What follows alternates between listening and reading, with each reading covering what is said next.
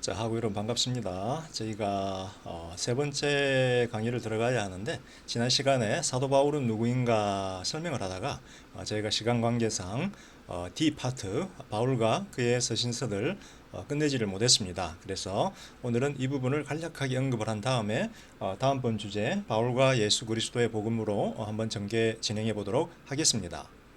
자, 먼저 신약 성서에는 27권의 책이 있습니다. 그 중에서 4개가 복음서고 나머지 이제 서신서라든지 요한계시록이라든지 기타 편지들이 있지요.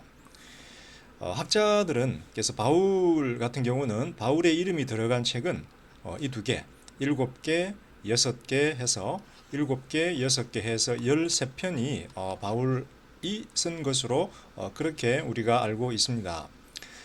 조금 이제 뭐랄까 좀 비판적인 학자들은 7개의 편지는 바울 자신이 썼다라고 하는 것에 대해서 의심하지를 않습니다. 그래서 그 7개는 로마서, 고린도 전후서, 갈라디아서, 빌립보서, 데살로니가 전서, 빌레몬서 이 7개는 확실하게 바울이 썼다. 모든 학자들이 동의를 하고 있습니다.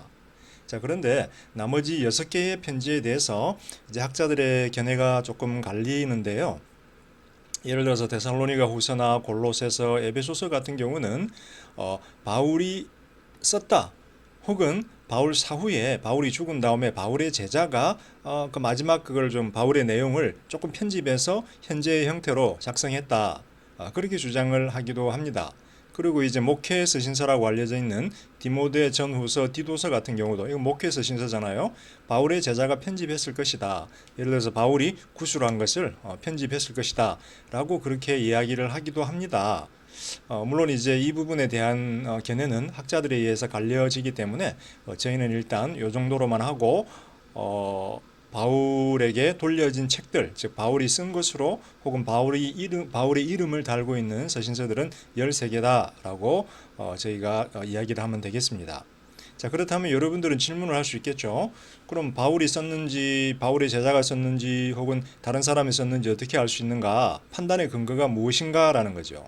그래서 판단의 근거로는 문학적인 스타일, 바울의 서신서들을 읽다 보면 바울이 어떤 식으로 글을 쓰기를 좋아하고 어떤 식으로 표현하는 걸 좋아한다. 그 다음 바울의 신학적인 특징, 바울의 신학은 이 책들을 보면서 보니까 대충 이런 경향을 가지고 있더라. 친이방인적이고 고기독론적이고 그런 것들이 있더라.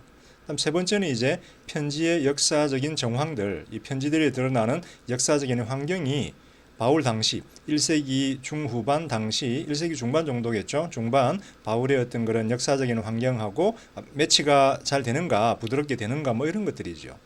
그런데 항상 그렇지만 우리가 100% 완벽한 결정을 내릴 수는 없다. 근데 여러분 수준에서 이 과목에서는 저희가 대충 13개 이렇게 하고 넘어가도록 하겠습니다. 자, 그런데 한번 보세요. 신약 성서 안에는 바울의 권위를 증명하는 책들이 있습니다. 4개가 있는데요. 첫 번째 히브리서.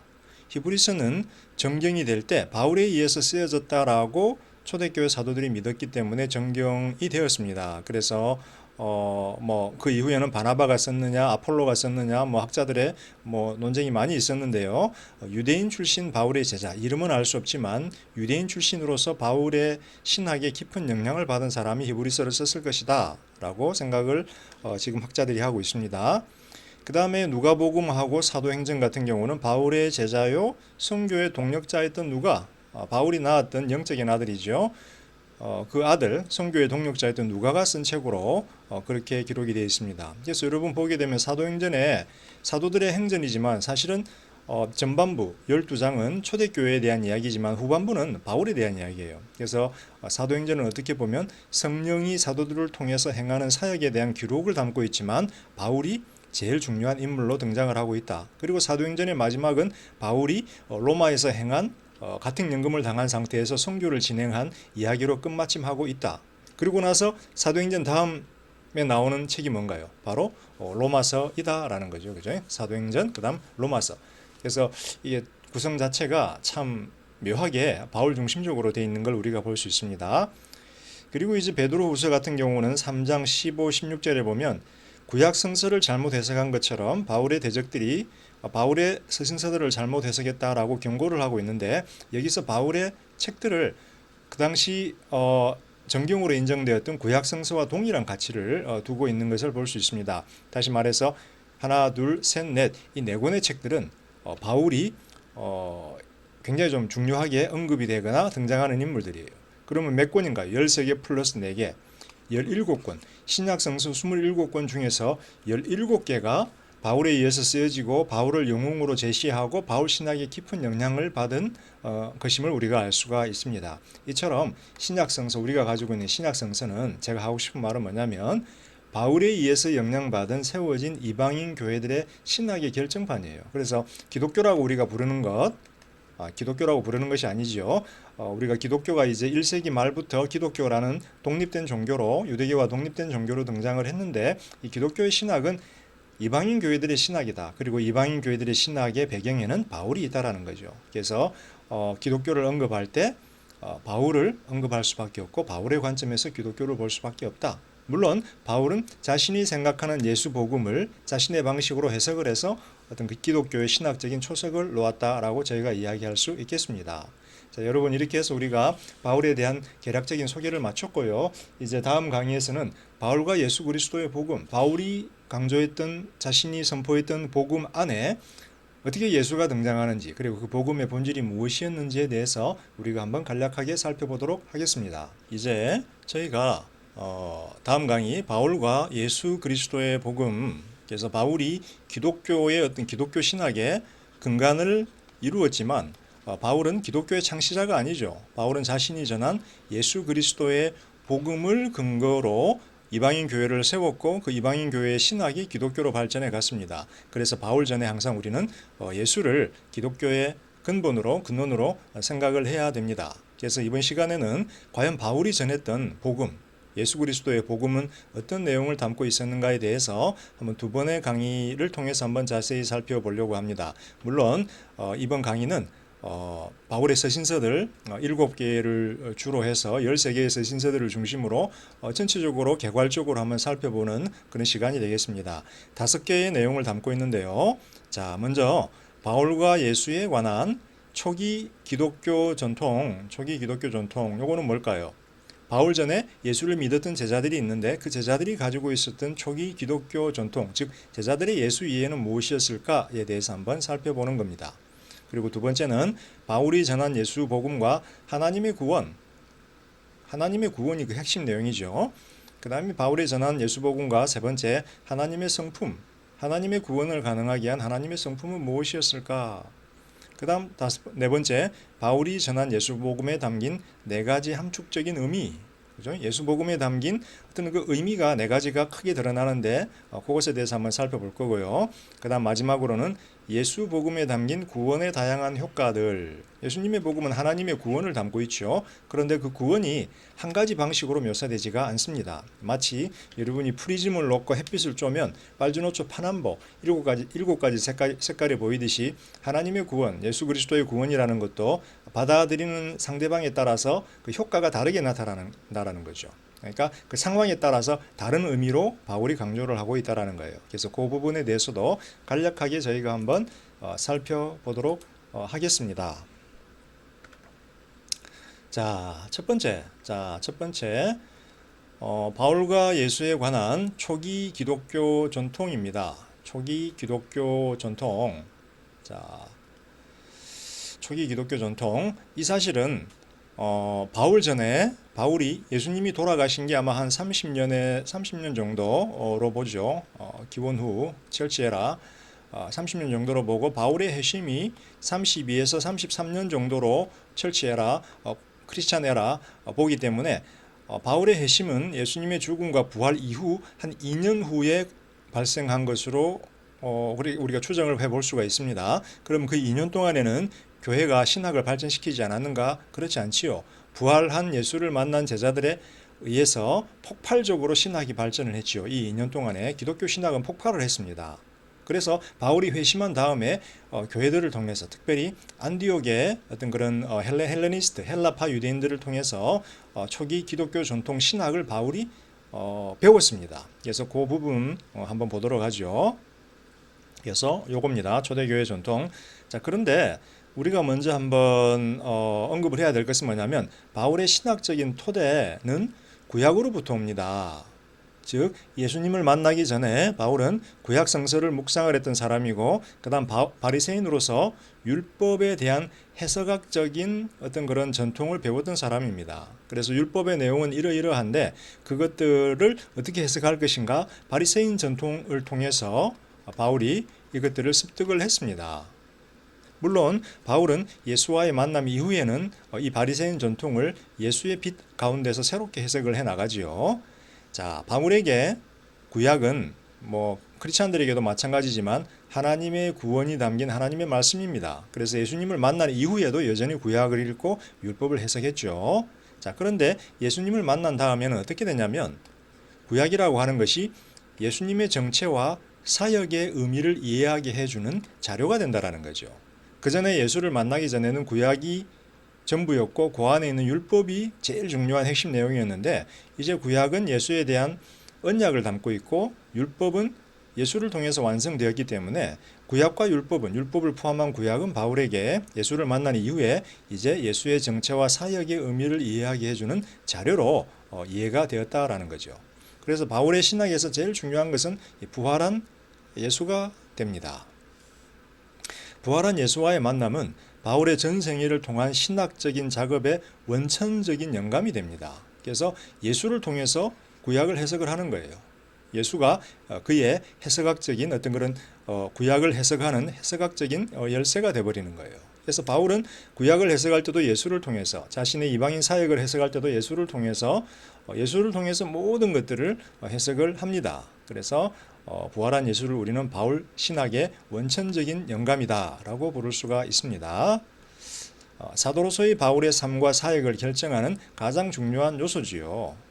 왜냐하면 부활한 예수가 바울을 만나서 바울이 회심했고 그 다음 또 사도로 불렀습니다. 그래서 바울은 자신의 사도로서의 생애를 결정지을 때 이해할 때 항상 예수와의 만남을 통해서 예수와의 관계를 통해서 해석을 한다라는 거죠. 기본적으로 구약과 예수에 대한 관계에 대한 바울의 이해는 구약에 기록된 하나님의 약속, 즉 하나님의 약속이 구약에 기록되었는데 예수님은 그 약속을 성취하는 분이다 라고 이해를 한다라는 거죠. 그래서 이게 바로 바울의 해석학적인 어떤 그런 가장 중요한 경향성이 되겠습니다. 자, 그럼 이제 부활한 예수를 만난 다음에 바울이 자신의 신학을 독립적으로 혼자 개발하지 않고 제자들을 통해서 초대교회 전통에 대해서 배우게 됩니다. 그죠? 제자들이 처음 신학을 했잖아요. 예수의 빛 가운데서 바울이 처음 시작한 게 아니고 바울 전에 예수님의 제자들이 있었고 그들이 예수의 빛 가운데서 구약을 해석을 했습니다. 그래서 그들을 통해서 전해진 초대교회의 전통에 대해서 이제 바울이 자신의 서신서 곳곳에서 정보를 저희들에게 알려주고 있는데 그것에 대해서 한번 살펴보도록 하겠습니다. 네, 여기 있네요. 자, 우리 바울 선생님 이렇게 자, 바울 선생님 항상 책을 들고 계시죠. 서신서를 썼기 때문에 하늘로부터 번쩍 영감이 성령의 영감이 오고 있죠. 그죠? 네, 세 개입니다. 항상 삼위일체. 그다음 바울 선생님 이마에 머리가 조금 있으시고 이렇게 세인 폴 어파설 그죠?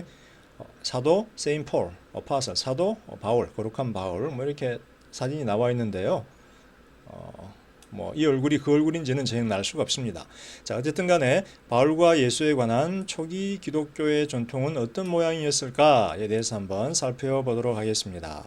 자, 첫 번째, 바울 전에 초대교회라고 할 때는 예수님의 처음 제자들로 구성된 교회, 사도행전 2장에 따르게 되면 예루살렘에 처음 교회가 세워지고 그 다음에 잠시 후에 또 안디옥의 교회가 세워지고 그 다음에 예수님의 고향 갈릴리에도 그 다음에 교회가 있고 요한의 공동체도 베다니 같은 데서 세워졌고 그래서 굉장히 많은 교회들이 동시다발적으로 여기저기 생겼습니다. 팔레스타인 땅 안에. 그러나 제일 중요한 교회는 예루살렘의 교회, 유대인 교회, 그 다음에 안디옥 교회, 이방인 선교회 센터, 그거를 지난 시간에 저희가 이야기를 했습니다. 자, 바울 전에 초대교회는 이미 상당한 수준의 신학적인 발전을 형성을 했습니다. 그래서 갈라디아서 1장 17절에 보게 되면 바울이 그 사실을 언급합니다. 자신 전에 사도가 된 자들에 대해서 언급을 합니다. 자, 이들은 초대교회의 처음 제자들은 다 유대인들이었죠. 그래서 유대인들의 전통에 비달해서 예수를 이해했어요. 그래서 예수를 이해한 것을 우리는 기독론이라고 이야기를 하죠. 그래서 그들은 유대인들의 전통에 비달해서 기독론을 발전을 시켰습니다. 그래서 보게 되면 고린도전서 15장 2절 3절에 보게 되면 바울이 이런 이야기를 하죠. 고린도 교회에다가 말하기를 내가 받아서 너희들에게 전달해 준 전통에 따르면 예수께서 십자가에 달려 죽고 장사 지내고 부활하고 보이시고 성경을 따라 그래서 이렇게 시적으로 간략하게 구성된 내용이 잘 보여지고 있습니다. 그러면 이 유대인들의 전통, 초대교회의 전통은 어떻게 바울에게 전승이 되었을까? 아마도 예루살렘에서 안디옥으로 건너간 헬라파 유대인 출신 제자들, 우리는 헬레니스트라고 부르는데요. 헬라파 유대인 출신 제자들에 의해서 바울에게 전승이 될 것이었을 것이다라고 보이죠. 아무래도 이제 이 사람들은 헬라에서 디아스포라에서 태어난 유대인이었기 때문에 헬라적인 전통, 헬라 사고, 헬라 철학, 헬라 언어, 그리스 언어에 익숙한 사람들이었죠. 바울도 마찬가지이기 때문에 그 사람들하고 이제 안디옥에서 어울렸죠. 그래서 이 헬레니스트들은 헬라파 유대인 출신 제자들은 처음 제자들이 유대인의 전통의 빛 아래서 예수에 대한 이해를 발전시킨 반면에 이들은 이것을 근거로 해서 헬라인들의 전통의 빛 아래서 헬라 문화, 헬라 전승, 헬라 철학의 빛 아래서 기독론을 더 발전 심화시킵니다.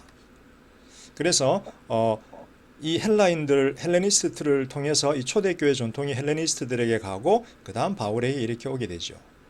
자, 그런데 여기서 우리가 또 강조해야 될 것은 뭐냐면 바울은 단순히 이렇게 들어온 전승을 받았던 사람이 아니라 헬레니스트들 신학자들 중에 하나로서 이 전통을 발전시키는데 가장 큰 영향을 미쳤던 사람입니다. 그래서 본인이 배웠지만 가장 크게 발전시켰던 1세기 최대의 신학자다라고 하는 사실을 우리가 이해를 해야 되겠습니다. 자, 바울은 자신의 서신서를 보게 되면 이런 초대교회 전통에 대한 내용들을 전승을 우리들에게 전해주고 있는데요. 첫 번째는 선포, 고린도전서 15장 같은 경우 복음의 선포, 그 다음에 예식, 리추얼, 그 다음에 송가, 노래, 그다음 고백, confession, 그 다음에 신학적인 여러 가지 용어들, 설교들, 우리 자세한 거는 나중에 뒤에서 우리 볼 겁니다. 그 다음 또 성만찬 전통, 고린도전서 11장에 보게 되면 내가 주로부터 받은 전통에 따르면 그죠? 컵과 그다음에 잔과 피, 장과 뭐죠? 빵, 그죠? 그런 거. 그다음 또 아멘, 요거는 아람어잖아요. 그다음에 주 어서 오시옵소서, 마라나타, 아멘, 마라나타 이런 것들은 다 여기죠. 어디입니까? 초대교회, 아람어를 사용했던 초대교회 전통에서 온 것들인데 바울은 그대로 헬라어로 번역하지 않고 쓰고 있어요. 마라나타, 그다음 아바 아버지 마찬가지로. 그런데 우리가 또 하나 강조해야 될 것은 제가 이미 이야기했지만 바울은 초대교회의 가장 뛰어난 신학자였다. 본인이 헬레니스트들 중에 하나로서 이 신학적인 발전을 이루어 가는데 크게 기여했던 사람이다. 그래서 바울은 헬라적인 언어, 헬라적인 사고의 방식에 익숙했던 사람이고 따라서 유대인들의 전통에서 해석된 기독론을 바울이 헬라적인 언어로 번역하고 헬라적인 사고방식으로 심화 발전시켰다. 본인이 헬라파 유대인 출신 제자들 중에서 가장 뛰어난 신학자였다라는 거죠. 바울은 신학적인 창조력이 있었고 또 논리가 있었던 사람입니다. 그래서 이 부분에 대해서 여러분들이 조금 숙지해 주셨으면 좋겠습니다. 두 번째, 바울이 전한 예수 복음과 하나님의 구원, 복음이라고 하는 좋은 소식이죠, 그죠? 복음이라고 하는 것은 예수 그리스도에 관한 복된 소식, 좋은 소식이 복음이에요. 왜 예수님에 관한 소식이 복된 소식이 될까요? 거기에는 하나님의 구원에 대한 메시지가 담겨 있기 때문이에요. 자, 과거의 로마인들은 로마 황제 줄리어스 시저가 지중해에 평화를 가져왔다라고 믿었어요. 주장했어요. 왜냐하면 지중해 연안에 수많은 국가들이 정권을 놓고 권력을 놓고 맨날 전쟁을 벌였는데 시저가 로마 황제가 그 모든 전쟁을 다 승리하고 적들을 제압하고 진정한 평화를 전쟁이 없는 시대 평화를 가져왔다라고 주장을 했어요. 그래서 그들은 복음이다라고 시저에 관한 메시지가 복음이다라고 주장을 했어요. 그런데 바울은 그렇지 않다라는 거죠. 참다운 평화는 시저를 통해서 오는 것이 아니라 예수 그리스도를 통해서 온다라는 거죠. 그래서 바울은 복음이다라고 하는 단어를 예수 그리스도에 관한 복된 소식을 지칭하는 말로 전문적인 언어로 바울이 이 단어를 사용하기 시작을 합니다. 특별히 바울은 이사야서를 기반으로 예수의 의미를 복음이라고 해석하지요. 자, 이사야서에는 어떤 내용이 나오나요? 복음을 들고 하나님에 관한 구원의 소식을 들고 가는 자들의 발걸음에 대한 소식이 뭐다? 복된 소식이다라는 거죠. 그래서 이사야서를 기반으로 고난받는 종에 대한 예언을 기반으로 예수를 해석하고 그 이사야서를 기반으로 해석한 예수의 의미를 바울은 복음이다라고 칭한다라는 거예요. 그래서 바울이 이 단어를 창조했던 것 같아요. 기독교적인 측면에서. 그래서 바울 이후에 마태, 마가, 누가, 요한도 다 바울이 만든 이 전문적인 용어 복음을 차용을 해서 자신들의 기록을 마가복음, 마태복음, 누가복음 이렇게 사용을 하고 있지요. 초대교회가. 그래서 초대교회는 바울을 따라 1세기 교회를 말합니다. 예수 생애의 의미를 축약하는 개념으로 이야기를 합니다. 그래서 예수 생애의 의미, 예수님의 탄생과 고난과 죽음과 부활과 승천과 높아짐, 이 전체의 생애의 의미를 한마디로 축약을 해서 복음이다 라고 부른다라는 거죠. 그래서 마태복음 하면 마태가 전하는 복음, 즉 마태가 전하는 예수 생애의 의미, 마가복음 하면 마가가 전하는 예수 생애의 의미, 이렇게 되겠죠. 그래서 바울은 복음을 예수 그리스도의 복음이다 라고 부릅니다. 시저의 복음이 아니라 예수 그리스도의 복음, 예수 그리스도에 관한 복된 소식, 예수 그리스도를 통해서 이루어진 복된 소식이다 라고 이렇게 부릅니다. 자, 그런데 우리가 여기서 예수 그리스도의 복음이다라고 바울이 전하지만 여기서 우리가 놓치지 말아야 될 게 있어요. 그거는 뭐냐면 복음의 기원은 하나님이라는 거죠. 하나님 아버지라는 거지요. 하나님 아버지께서 인류를 향한 구원의 계획을 수립하셨고 그 다음에 하나님이 이 계획을 완성하기 위해서 아들을 이 땅에 보내었다라는 거죠. 그래서 예수는 이 땅에 아버지에 의해서 보내어져서 구원의 계획을 완성하신 분인데 그 계획을 수립하시고 그 계획을 완성하기 위해서 아들을 보내시고 하신 분은 누구다? 아버지 하나님이다라는 거죠. 그래서 항상 예수님은 자신의 사역을 통해서 누구에게 영광을 돌리라고 하나요? 하나님 아버지께 영광을 돌리라는 거죠.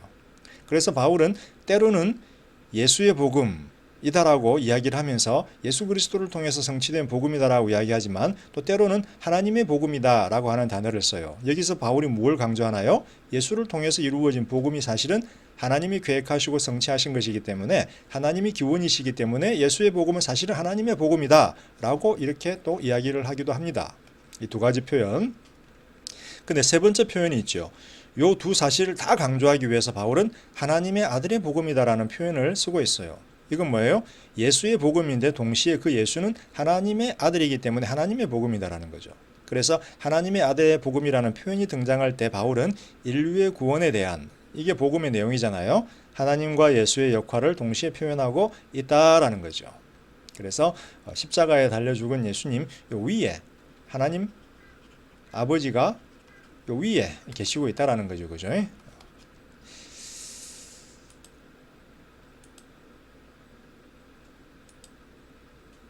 바울이 전한 예수 복음 안에는 하나님의 구원이 담겨 있다라고 그렇게 이야기를 했습니다. 그런데 하나님의 구원 이면에는 하나님의 성품에 대한 정보가 담겨 있어요. 하나님의 성품.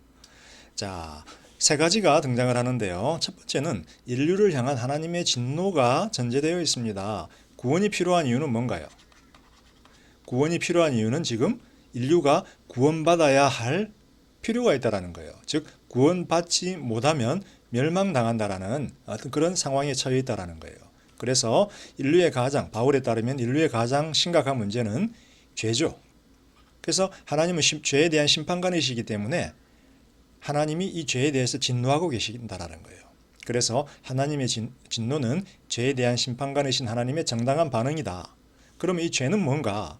바울의 경우는 창조주 하나님을 경배하지 않는 우상 숭배의 죄가 가장 심각합니다. 로마서에 보게 되면 하나님을 창조주로 인정하고 받아들이라는 거죠. 나를 창조하신 분이시고 나를 주인이시다는 분에 대해서 받아들이고 인정하라는 거죠. 그것을 인정하지 않은 죄가 제일 큰 죄입니다. 자, 두 번째는 이게 첫 번째고, 자, 이게 두 번째입니다. 두 번째는 인류를 향한 창조주 하나님의 신실하심 혹은 의로우심, 하나님의 의라는 말 들어보셨죠? 신실하심 혹은 의로우심이 복음 안에는 등장을 합니다. 왜? 인류가 죄 때문에 멸망당해야 될 처지지만 하나님은 그 인류를 향한 책임감을 느끼셨다라는 거예요. 왜 하나님은 인류를 향한 책임감을 느끼셨을까요? 자, 두 가지로 해석이 되는데 유대인들은 이렇게 해석을 했어요. 선택된 백성 이스라엘을 향한 약속을 하나님께서 만드셨는데 그 약속에 대해서 신실하시던 분이다. 그래서 이거는 굉장히 좀 특별해요. particular하죠. 특별해요. 유대인들의 주장이죠. 그래서 여기서 조금 부작용도 생기기도 합니다. 그런데 바울은 더 강조하고 싶은 것은 뭐냐면 피조물들을 향한 하나님이 창조주잖아요. 창조주 하나님의 책임감으로서의 신실함이다라는 거예요. 하나님이 인류를 만들었기 때문에 아담과 인류를 만들었기 때문에 그들이 타락했지만 끝까지 그들에게 책임을 지겠다라는 거예요. 여러분들이 자녀를 낳았어요. 결혼을 해서 뭐 자녀를 낳았을 텐데 여러분의 자녀가 실수를 하고 잘못을 범하고 공경에 처했어요. 그러면 그 자녀를 버리나요? 그렇지 않죠. 부모님이기 때문에 엄마 아빠이기 때문에 끝까지 그 자녀를 책임지는 거예요. 마찬가지로 하나님도 인류의 창조주이시기 때문에 피조물들이 타락했지만 멸망으로 넘어가도록 내버려 두지 않고 끝까지 그들을 향해서 책임을 진다라는 거예요. 그래서 요거를 제너럴 혹은 유니버설한 하나님의 신실함으로 보죠. 그래서 유대인들은 요거를 신경 쓰지 않았죠. 요것만 보았죠. 근데 바울은 요것도 보고 요것도 봅니다. 근데 뭐가 더 중요하다? 바울은 이것을 더 강조를 하죠. 근데 요 둘을 동시에 봅니다. 바울은. 그럼 세 번째, 제일 중요한 것은 하나님의 사랑이죠. 사랑. 단순히 그냥 여러분들이 자녀들에 대해서 책임을 지나요? 의무감? 물론 저도 자녀가 있지만은 자녀들에 대한 의무감이 있고 책임이 있지만 그 이면에는 더 중요한 것이 사랑이죠. 사랑이 없으면 신실함이나 책임감을 지키지를 않죠. 제가 사랑이 없으면 왜 제가 월급 받아서 그죠 힘들게 일해서 그 돈으로 제 자녀 뭐 보내주고 학비 보내고 뭐 집값 보내고 가겠습니까? 사랑이 있기 때문에 책임을 지는 거죠. 그래서 하나님이 전한 예수 복음 안에는 하나님의 사랑이 등장한다라는 거예요. 그래서 죄에 대한 진노, 심판이 정당한 반응이에요. 그렇지만 하나님은 자신의 사랑 때문에 구원할 계획을 세우고 아들을 이 땅에 보냈다라는 거예요. 그래서 예수 복음 안에는 제일 중요하게 하나님의 사랑이 등장한다라는 거예요. 그러면 이 예수를 믿는 사람들, 이 믿는 사람들은 어떤 자들인가요? 바울은 이 믿는 사람들을 이렇게 정의하죠. 하나님에 의하여 사랑받은 형제 자매들이라고 부릅니다. 그래서 믿는 자들, 성도들, 기독교인들을 한마디로 말할 때 제일 중요한 건 뭐다?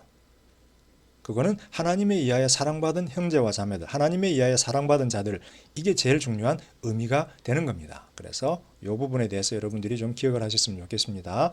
자, 여러분 시간이 많이 지났기 때문에 이제 나머지 부분, 바울 복음의 나머지 부분에 대해서는 다음 강의에서 자세히 설명하도록 하겠습니다. 잠시 후에 뵙도록 하겠습니다.